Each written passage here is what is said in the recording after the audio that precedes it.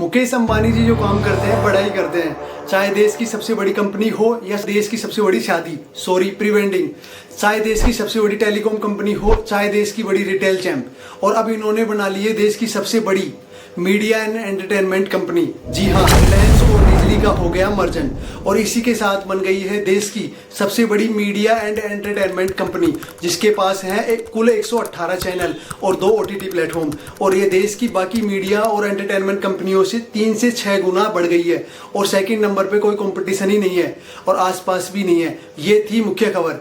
और खबरों के पीछे की राज क्या है और आखिर डील क्यों हुई, इसमें रिलायंस का फायदा क्या, डिज्नी इस डील के लिए क्यों माना, मार्केट शेयर कितना बढ़ गया होगा, कंबाइंड कमाई कितनी होगी इनकी, और इस डील के बाद OTT के बाकी प्लेटफॉर्मों का क्या होगा, एडवर्टाइजर है उनका क्या होगा, सब बताऊंगा मैं आज आपको इसी वीडियो के माध्यम से। बिजनेस जीनस की रेस्पेक्ट करते हैं और ये जामनगर में जो हुआ है उसके बाद उनकी रेस्पेक्ट और बढ़ गई है। करते हैं आखिर डील हुई क्या। डील बड़ी सिंपल है। रिलायंस की जो कंपनी है वाईकॉम 18 और डिज्नी की जो कंपनी है हॉटस्टार, आपस में हो गया मर्जन। इन्होंने कर लिया जीवी, जॉइंट मैनेजर बना लिया है। दोनों कंपनियां जॉइंट होने के बाद में टोटल जो डील है 70,000 करोड़ रुपए, 8.5 बिलियन। मुकेश अंबानी जो इन्वेस्ट करने वाले हैं 11,500 करोड़। टोटल जो डील में डिज्नी का जो शेयर है 37% और मुकेश अंबानी जी का है 63%। और डील के बारे में बताता हूँ मैं आपको, इस डील का इम्पैक्ट क्या हो रहा है, इन दोनों के हाथ मिलाने के बाद में स्थिति क्या हो गई है, बाजार के डायनेमिक्स कैसे पलट गई है वो देखिए। इस डील के बाद में टोटल हो गए 118 चैनल और इसके अलावा 2 OTT प्लेटफॉर्म और डिज्नी और स्टार और जियो टीवी दोनों को इंक्लूड करो तो इसके बाद में। और जितने भी आपके चैनल हैं, स्टार इंडिया, स्टार उत्सव, स्टार स्पोर्ट्स, कलर्स, ये सब हो गए हैं एक कंपनी में आ गए हैं और इसी के साथ बन गई देश की सबसे बड़ी मीडिया एंड एंटरटेनमेंट कंपनी। दोनों के मर्जन के बाद टोटल टीवी मार्केट का 42% इकलौती कंपनी के पास है। टीवी पर जो एड दिखाई जाते हैं उसका 40% इकलौती ये कंपनी है। टोटल सब्सक्रिप्शन के बाद मार्केट का 44% मार्केट है और टोटल व्यूअर्स OTT और टीवी मिलाकर 46% व्यूअर अकेले इस कंपनी के हैं। कुल मिला के ये कंपनी के मिला के आधी इंडस्ट्री हो गई है। और पुराना हिंदी मुहावरा है, आधे में अजगर आधे में सबगर। आधी जगह ये लेके बैठ गई है और बाकी पूरी इंडस्ट्री है आधे में अंदर। आपको लग रहा है 50-50 है भाई साहब। और भाई साहब, स्पोर्ट मार्केट में 85 से 90% में ये लोग रह गए हैं। कैसे, याद करो, IPL टीवी किसके पास, डिज्नी के पास। IPL डिजिटल किसके पास, जियो के पास। पूरा IPL इनके पास में है। ICC के टूर्नामेंट इनके पास है और प्रो कबड्डी इनके पास है। विंबलडन इनके पास है। ठंडा मतलब कोका कोला और इंडिया में स्पोर्ट्स मतलब मुकेश अंबानी जी। और इतनी बड़ी कंपनी बन गई है, इसका इनफैक्ट बाकी OTT प्लेटफॉर्म पर एडवर्टाइजर पर हाथ जोड़कर विनती है कि चैनल को सब्सक्राइब कर लीजिए। अगर फेसबुक पेज पे हो तो फॉलो कर लीजिए। 1 सेकंड का पॉज लो और पहले चैनल को फॉलो और सब्सक्राइब कर लीजिए। अगली वीडियो बनाऊं मैं तो मुझे थोड़ी उम्मीद तो मिले। चैनल सब्सक्राइब कर दिया तो आगे बढ़ते हैं। इस मर्जर के बाद एडवर्टाइजर का क्या होगा, मीडिया का एक रूल लिख लो, लीडर टैक्स ऑल। इसका मतलब क्या होगा, मान लीजिए मुझे एक ऐड करना है, 1 करोड़ का बजट है, इसके अलावा सबसे बड़ा प्लेयर कौन है और 60 लाख रुपए लगाऊंगा और 40 लाख बाकी 8-10 प्लेयर पर लगाऊंगा।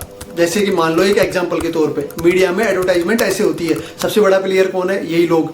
एडवर्टाइजिंग का जो किसी भी कंपनी का कोई सी भी ब्रांड को कोई सी भी सर्विस हो, मेजर चंद इन्हीं के पास जाने वाला है। मीडिया और एंटरटेनमेंट में सबसे ज्यादा उन्हीं को देखते हैं। एडवर्टाइजर बोलेगा कि इधर ही जाना है, हमको कहीं जाना ही नहीं है और उगते सूरज को सलाम है। और कंपटीशन तो है ही नहीं, ये प्रीमियम रेट चार्ज करेंगे क्योंकि इनका कोई कंपटीशन है ही नहीं और चार्ज बढ़ने वाला है आपका भी। क्यों भाई, एडवर्टाइजर की जेब में खर्चा बढ़ने वाला है। और ये तो बात है बाकी प्रोग्राम्स की, बाकी टीवी की। स्पोर्ट्स में जो है, जो ये है, इकलौते आदमी है। डबल रेट भी तो ले लेंगे तो आप जाओगे कहाँ। पिछली बार स्पोर्ट्स और एडवर्टाइजमेंट ने 7100 करोड़ रुपए खर्च हुए थे पिछले साल 2023 में।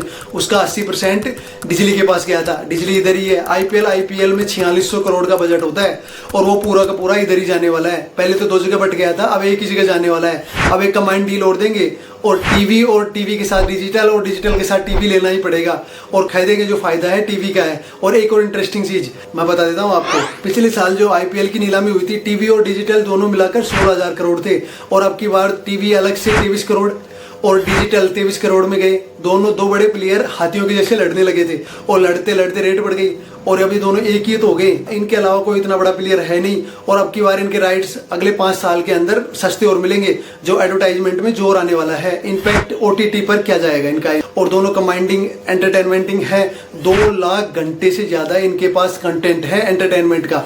दुनिया जान की मूवी है, दुनिया जान की वेब सीरीज है, इनके साथ में मिला के जो कंटेंट है वो डिज्नी का सारा कंटेंट आ गया, और HBO का कंटेंट है, पैरामाउंट का कंटेंट है, NBC का कंटेंट है, यूनिवर्सल का कंटेंट है। इतना कंटेंट है अब ये OTT में नेटफ्लिक्स और प्राइम दोनों को भी सीधी टक्कर दे सकते हैं। और अब क्या इम्पैक्ट होगा, बाकी कंपटीशन है, इन पर क्या फर्क आएगा, मैं आपको डेटा से समझाता हूँ। 2023 में जो एडवर्टाइजिंग से जो रेवेन्यू आया था उसको समझते हैं। सबसे ज्यादा रेवेन्यू आया था, नंबर 1 पे था गूगल, 28,000 करोड़ की रेवेन्यू है। उसके साथ नंबर 2 पे था मेटा, फेसबुक, 18,000 करोड़ की रेवेन्यू के साथ। लेकिन भाई साहब डिज्नी की जो रेवेन्यू थी और रिलायंस की अलग थी, डिज्नी की अलग थी, दोनों रेवेन्यू को कमांड किए जाए तो इनकी रेवेन्यू होती है 25,000 करोड़, और ये नंबर 2 पर आ जाएंगे। मेटा को भी पीछे छोड़ देंगे।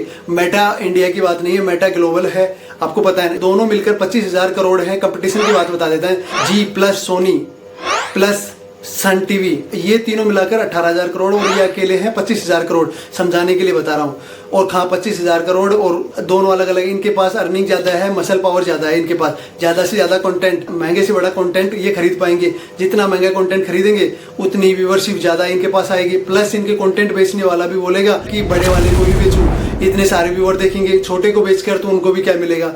और अब इनको बेटर डील मिलने वाली है और बेटर रेट पर। और आखिर में दोनों में डील हुई क्यों, IPL के बाद में टीवी राइट्स को लेकर जो लड़ाई हुई है, दोनों आपस में विड करते हुए इतना ऊंचा अमाउंट चला गया, और दोनों में अब तकरार तो बहुत खतरनाक थी।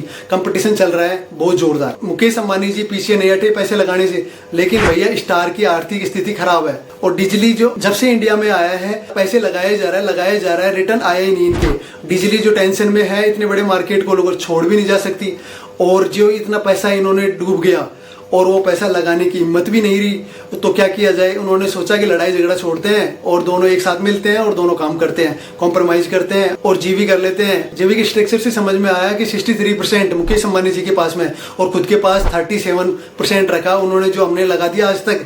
अब नया पैसा नहीं लगाएंगे, और इस मर्जन में जो पैसा नया लगाएंगे 11,500 करोड़, वो मुकेश अंबानी जी लगाएंगे। उन्होंने बोला कि मैं पैसे लगाऊंगा, मैं ही संभालूंगा, जो आपने लगाया वो बैठे रहो आप, मैं संभाल लूंगा। कुछ समय से बात चल रही थी डिज्नी का जो बिजनेस आएगा, इसकी वैल्यूएशन आ रही थी 15 बिलियन, फिर मीडिया रिपोर्ट्स आ रही थी 15 बिलियन, और कुछ समय बाद मीडिया रिपोर्ट्स आई 8 बिलियन, और टोटल डील्स है 8.5 बिलियन की। और इनका जो 37% है, और 3 बिलियन का डिस्ट्रीब्यूशन, जहां 15 की बात हो रही थी वो 3 में गया। और कुल मीडिया रिपोर्ट्स की बात करें तो 80% लॉस में है ये डील। और बेसिकली ये डिज्नी के लिए तो समझौता ही है, बाहर भी न जाना पड़े और भी नहीं लगाना पड़े, तो मुकेश अंबानी जी के मजे ही मजे।